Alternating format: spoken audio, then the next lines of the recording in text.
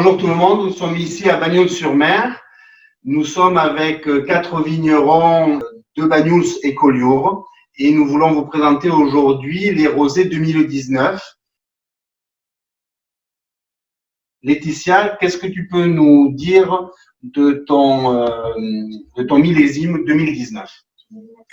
Donc, bonjour à tous. Écoutez, sur le millésime 2019, c'est un assemblage de 3 cépages, Grenache noir à 50%, 40% Syrah et 10% Mourvèdre.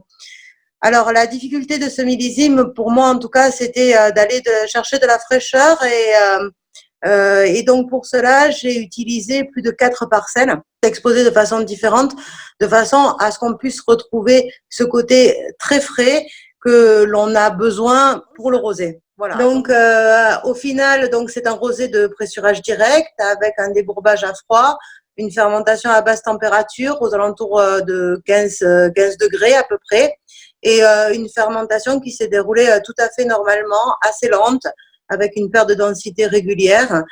Au niveau du résultat, je suis plutôt contente puisque je le trouve très aromatique, avec des jolies notes de petites de fraises des bois, un petit peu groseille, un tout petit peu pamplemousse aussi. Après, en bouche, on retrouve ces petits fruits, un petit peu épicés aussi. Donc ça, c'est ce qui vient un peu de la Syrah. Et surtout, ce qui est génial, c'est qu'on arrive à avoir une belle acidité, une belle minéralité qui nous provient des schistes et aussi de l'influence de la mer Méditerranée. Donc ça, c'est vraiment l'intérêt de notre cru. C'est vraiment que même sur des années caniculaires où on a des rendements qui sont relativement faibles, parce que c'est quand même un rosé à 18 hecto-hectares, donc c'est quand même avoir cette trame de fraîcheur qui nous révèle bien le fruit, et surtout, ça appelle l'été et la caresse des premiers rayons de soleil. Voilà. Céline du Clos Saint-Sébastien. Oui, il est là. Il est là. Qu'est-ce que tu peux nous dire de ce rosé 2019? Oui, effectivement, pour rejoindre Laetitia, on avait des faibles rendements cette année avec une problématique de coulure sur les grenaches. Donc, on s'est retrouvé avec une récolte plutôt amoindrie. Donc, au domaine Saint-Sébastien, on est sur un 80% de grenache noire et 20% de syrah. On est sur un pressurage des raisins qu'on foule, qu'on égrappe. Petit élevage de 3 mois à peu près sur l'IFINA, en cuve inox uniquement. Le but étant de conserver de la fraîcheur. C'est ces petites lignes agrumes, pamplemousse. On essaie d'avoir de la matière, de la concentration. On est quand même sur des rosés à 14 degrés assez facilement. Et on a le fruité des grenaches, la structure des syrahs qui apporte cet équilibre. Un vin rosé qui a des nuances presque de vin blanc sec, avec en plus de ça ce côté agrume qui se rajoute. Sur le rosé de Laetitia, on pouvait avoir de la salinité qui était dominante en fait.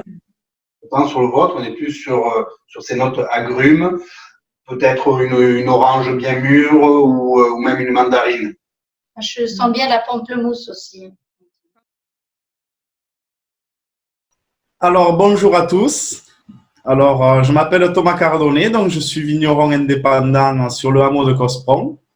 Et donc, pour vous présenter ce rosé 2019, c'est un assemblage de 40% de Syrah, 30% de Grenache gris, 20% de Mourvèdre et 10% de Vermentino. Donc, nous vinifions par pressurage direct avec un démarrage à très faible température, toujours en cuve inox. Voilà, les fermentations se sont très bien passées. On travaille essentiellement avec les levures indigènes, donc présentes naturellement dans le raisin. Un rose très clair avec des notes orangées sur le pourtour du disque. Ensuite, au niveau en bouche, on est surtout sur des arômes d'agrumes, mais aussi de pêche blanche légèrement acidulée. Voilà. Il a une belle longueur en bouche due à la Syrah et aussi au Vermentino, qui sont des cépages très parfumés, très aromatiques. Oui, je pense que c'est ce côté justement pêche blanche, comme tu as dit, qu'on ressent, qui fait cet arrondi. Ouais. C'est un millésime pas trop précoce, on a vendangé plutôt sur la fin du mois d'août.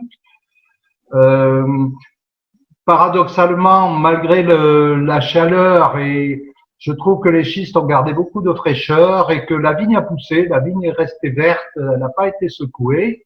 Il y a 3 cépages dans ce vin. Il y a la Syrah qui est à pour moitié.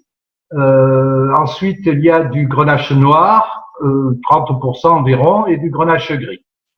Le parti pris, c'est de refroidir les raisins le jour de la cueillette pour commencer le process le lendemain.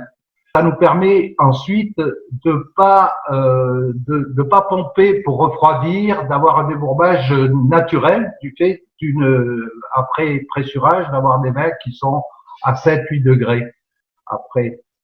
Un autre parti pris, c'est de macérer les syrahs.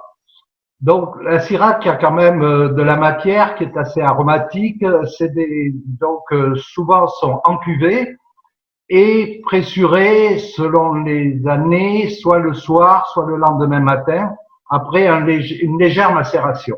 Par contre, c'est évident qu'on va extraire de la couleur et pour éviter d'en extraire trop, je pressure directement les grenaches noirs et les grenaches gris. Puis ensuite, les fermentations qui démarrent sur à 10, 11, 12 degrés, très doucement, des vins qui sont pas évidemment sur la vivacité, sur l'acidité, qui sont plutôt des vins avec beaucoup de volume, beaucoup de gras, c'est plus un rouge clair qu'un rosé. C'est formidable aussi que chaque vigneron fait son style et des clients derrière qui choisissent leur goût. Chin pour ça. Santé tout le monde. Santé. À votre. Pour tous vos efforts, pour votre passion, pour tout ce que vous faites, c'est super. Et merci à vous de promouvoir nos vins, surtout en cette période. Merci. Une grande Merci beaucoup.